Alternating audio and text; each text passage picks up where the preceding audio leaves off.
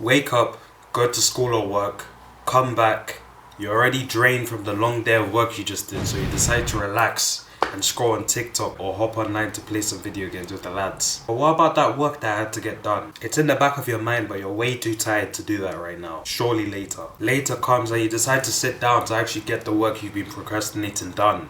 But you sit down and you can't focus and you can't seem to do the work, and all you seem to think about is how much work there is to do. It's too much to do. I'll do it tomorrow. Tomorrow arrives and it's the same cycle all over again. If this sounds like you, then my heart goes out to you genuinely, because this was about 90% of my days last year. Procrastination is an obvious problem, we both know it. But it just seems like something we just do, despite knowing that it's bad for us. If you want to stop procrastinating, have more energy and motivation to do the productive tasks, and make more progress in the work that you've been procrastinating, then keep watching. I'm going to go through 2 reasons why you procrastinate and how to fix them. Now, getting straight into it, the main reason why you might be procrastinating is because of your mental health. Now, you're going to be discouraged to continue watching the video because you believe that you have at least good mental health. But if that was the case, then you wouldn't be struggling with procrastination so much. It's harder to do something if you have poor mental health. So why wouldn't it be easier and even more enjoyable to do the work if you had great mental health? I'm not saying that you have terrible or bad mental health, but if you're watching this video, the chances are it's not at a level and it's not good enough to actually be productive and get work done without procrastinating. Making progress in anything in your life is 10 times easier when you have better mental health, because when you have better mental health, you procrastinate less, you have better focus on your work, and you have more control over your emotions. This is important so you're not anxious or fearful of failing the work that you're procrastinating, which is a common cause for procrastination.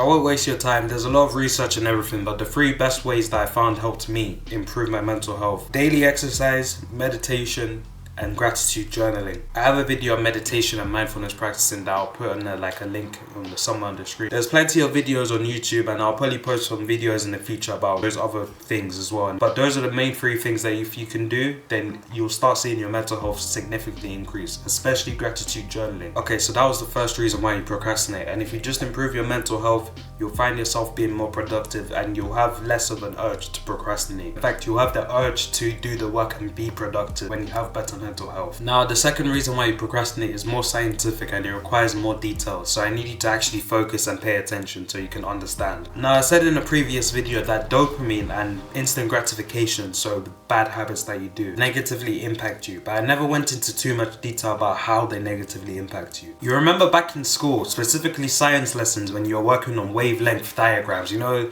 the wavelength diagrams that went like this. We're going to use that to describe your dopamine levels and how that relates to you procrastinating. When you're in a normal state and you're procrastinating, think of your dopamine levels as the baselines. So the line that's just going across just like this, that's your baseline. We want your baseline to be higher, because when you have a higher baseline, your motivation as well as your mood increase, which means you're more motivated to get the work done and be productive, and it also means you procrastinate less. Your problem is though, you have a low dopamine baseline because of these instant gratification activities like eating junk food and scrolling on TikTok or Instagram. Going back to the wavelength diagram, if we monitor your dopamine levels when you're doing these instant gratification activities, it goes up and it even spikes up while you're doing it because you're enjoying it, right? You're enjoying that nice cookie that you're eating, or you're enjoying the funny meme that you've seen on TikTok. But what happens afterwards, which is interesting, is after it goes up, it falls back down your dopamine levels and it goes below the baseline, and then that's your new dopamine baseline level, which is lower than it originally was before you did the instant gratification activities. This is why you feel lazy and unmotivated to do the work you're putting off, like going to the gym to get a workout today,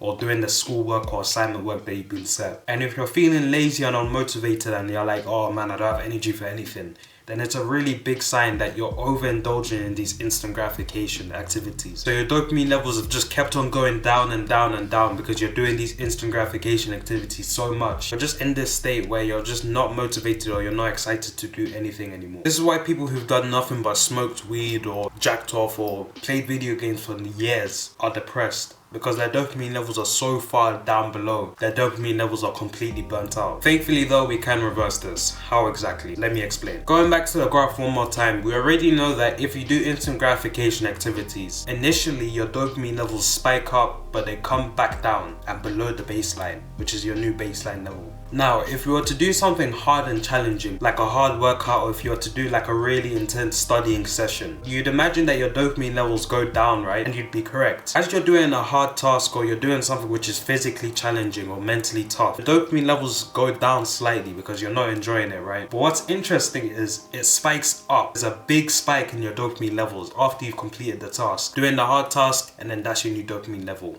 We call these type of activities delayed gratification activities because you're not enjoying them in the moment, but you feel much better afterwards and you see the benefits of them, not now, but you see the benefits later on. And the more delayed gratification tasks that you do, the higher your dopamine baseline level becomes and the better your mood is to chase goals and be productive. Examples of delayed gratification activities include reading a book, learning a new skill like a language or an instrument, working out, and practicing mindfulness. Personally, what I like to do as a delayed gratification speedrun is take a cold shower because it feels terrible. I hate the cold.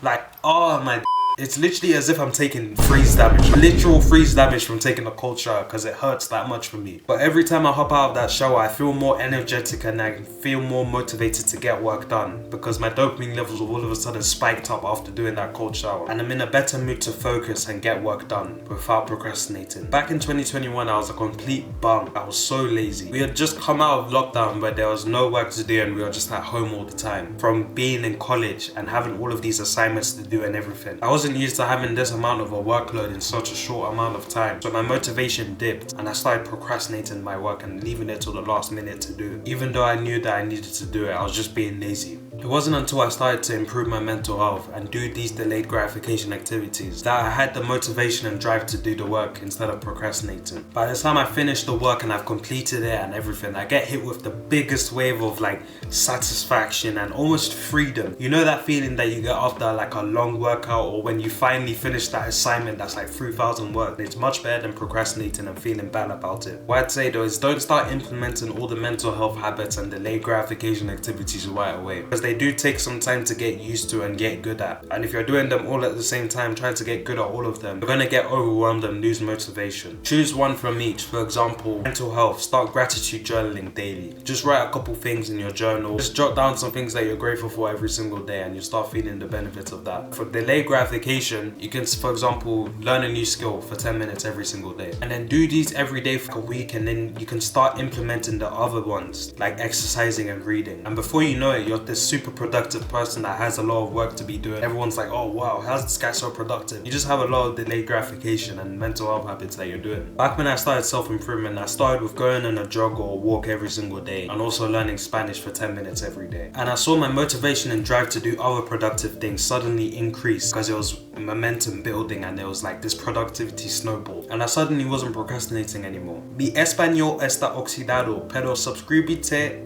a mi canal, por favor.